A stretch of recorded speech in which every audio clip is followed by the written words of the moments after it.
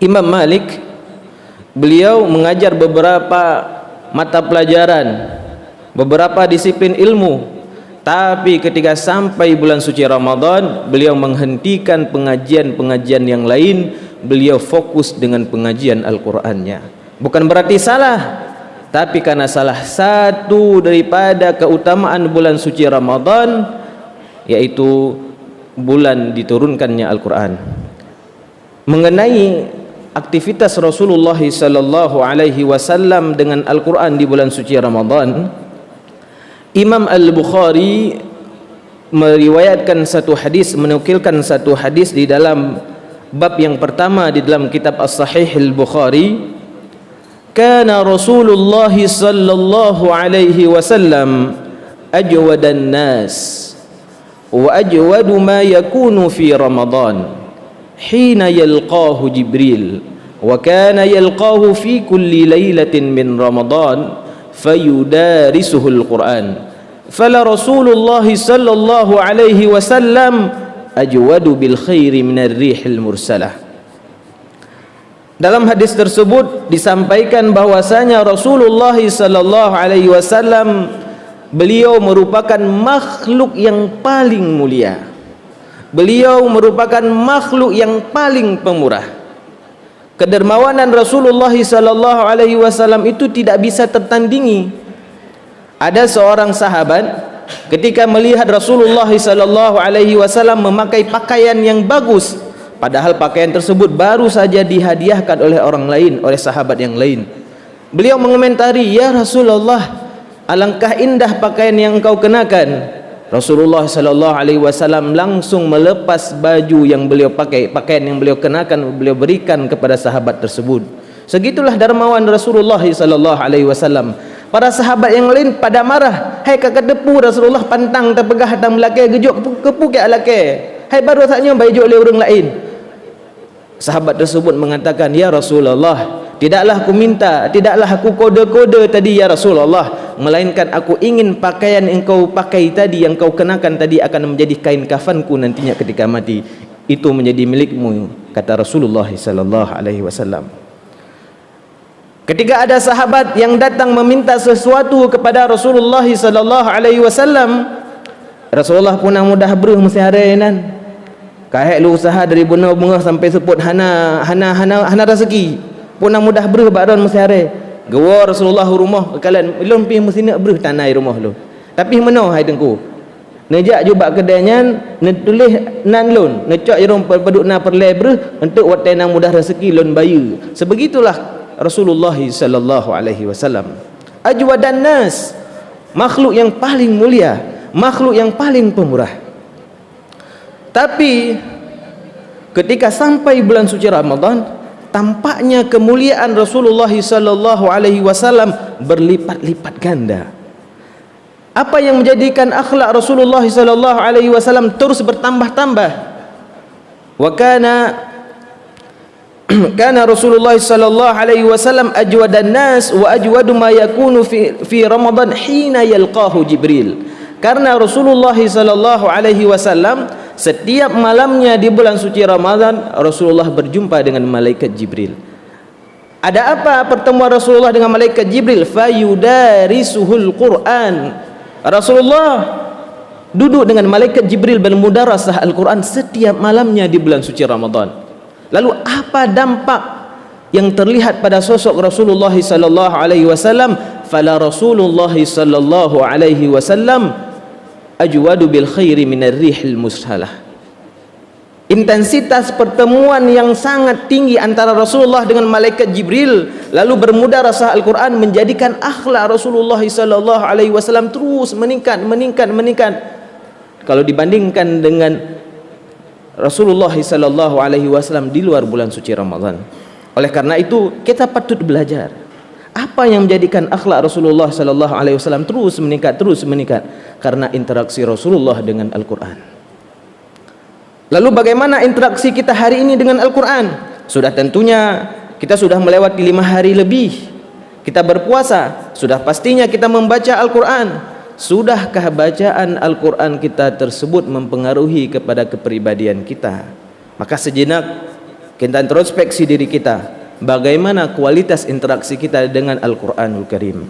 Pastinya interaksi dengan Al-Quran itu dimulai dengan membaca Al-Quran.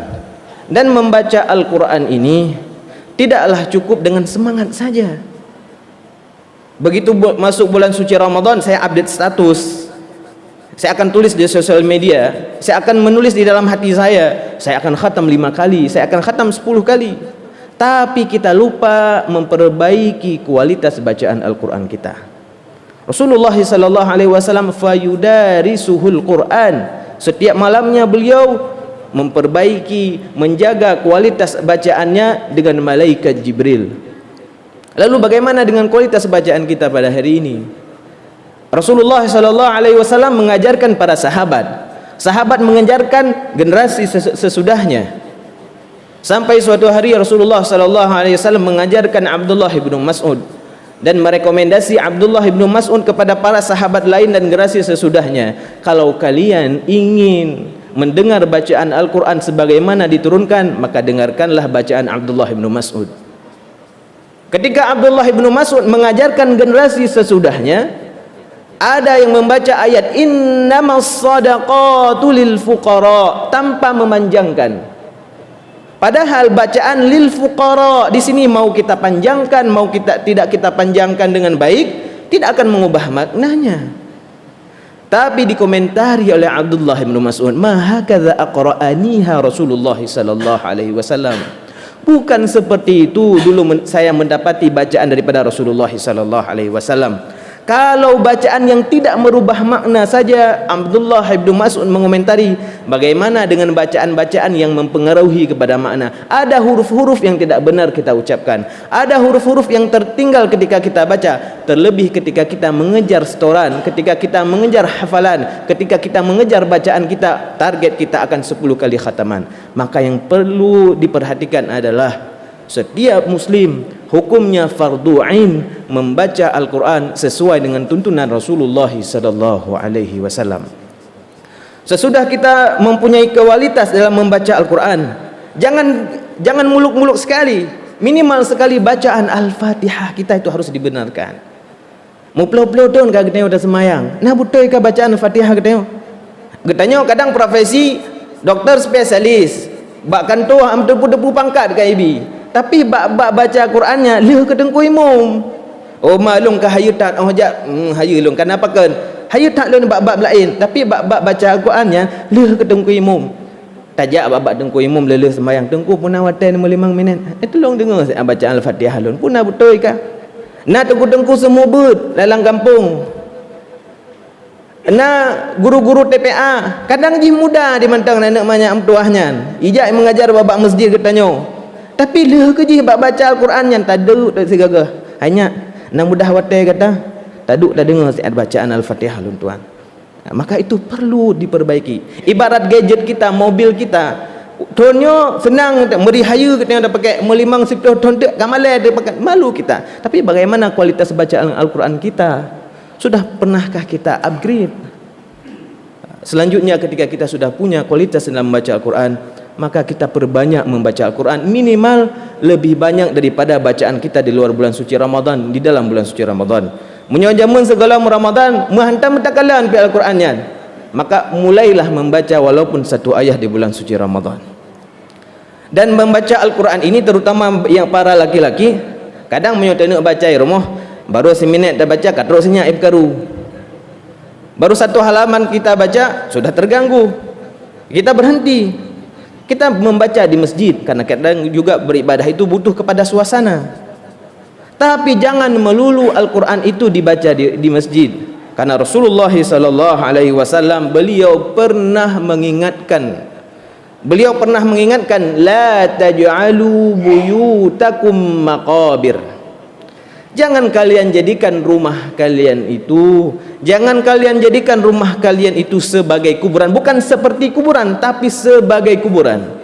Fa inna syaitan yanfiru minal baitil ladzi tuqra'u fihi suratul Baqarah. Karena apa? Karena syaitan, iblis itu akan lari terbirit-birit, dia tidak akan senang berada di rumah yang di situ dibacakan surah Al-Baqarah secara khusus dan bacaan ayat-ayat lain secara umum. Hari ini kita antarkan anak-anak kita ke TPA, kita antarkan anak kita ke sekolah-sekolah yang ada hafal Al-Qur'annya. Tapi kita sebagai bapak, sebagai ibu, pernahkah membaca Al-Qur'an di rumah? Rasulullah SAW mengingatkan, la taj'alu buyutakum maqabir, jangan kalian jadikan rumah kalian sebagai kuburan.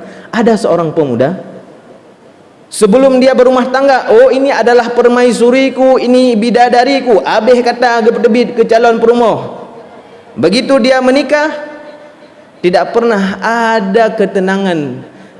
Hantam gat ngaurinang ke karule menan kameri gat karule lom. Oh kakaru tubit ulua tanya wagam. Dia aja kupi-kupi le kadang le kenang kupi merigli hati dia membacut. Kena wa rumah teruk baru teruk pagi kameri bengih dalam. Sehingga sahabat pemuda ini datang kepada salah satu ulama dalam mazhab Malik. Beliau menyampaikan undang-undang, ya imam, kenapa semenjak saya berumah tangga saya tidak pernah baik dengan istri saya? Kenapa istri saya tidak pernah baik dengan saya? Setelah diskusi panjang, setelah tanya jawab yang dalam, rupanya si pemuda ini tidak pernah membaca Al-Quran di rumahnya. Sehingga imam menasihati kepada si pemuda, bacalah Al-Quran di rumah. Kenapa? Syaitan, iblis tidak akan pernah bahagia, tidak akan pernah senang ketika ada sepasangan suami istri hidup sakinah, mawaddah, warahmah. Dia tidak akan pernah bahagia. Dia akan bersarang di rumah kita, terus menggoda, nyan hana betul jis, hana betul iduk luar, akan mempengaruhi terus. Maka bacalah Al-Quran. Mungkin selamanya kita hantam gat ngaurinang nyan si perkara punca perkara hantam ta baca Al-Quran di rumah katanya. Menjanjan terurung bengeh tu, hai sengutan kau rumah kata. Sengutan rumah orang lagi kuburan bengeh tu. Padahal betul rumah kita benar-benar jadi kuburan karena tidak pernah dilantunkan Al-Quran. Si pemuda ini, dia setelah mendapatkan nasihat daripada si imam, beliau berusaha membaca Al-Quran, datang sesekali godaan, tapi karena dia konsisten dan istiqamah membaca Al-Quran, dan akhirnya ia bisa hidup sakinah, mawaddah, warahmah dengan suaminya, dengan istrinya. Mudah-mudahan interaksi kita dengan Al-Quran, bacaan Al-Quran yang kita lantunkan setiap harinya dapat memperbaiki kualitas kepribadian kita. Mudah-mudahan sebagaimana Allah Subhanahu wa taala mengumpulkan kita di masjid pada kesempatan ini, Allah Subhanahu wa taala kumpulkan kita kembali di surganya nanti. Subhanakallahumma wa bihamdika asyhadu an la ilaha illa anta astaghfiruka wa atubu ilaik. Assalamualaikum warahmatullahi wabarakatuh.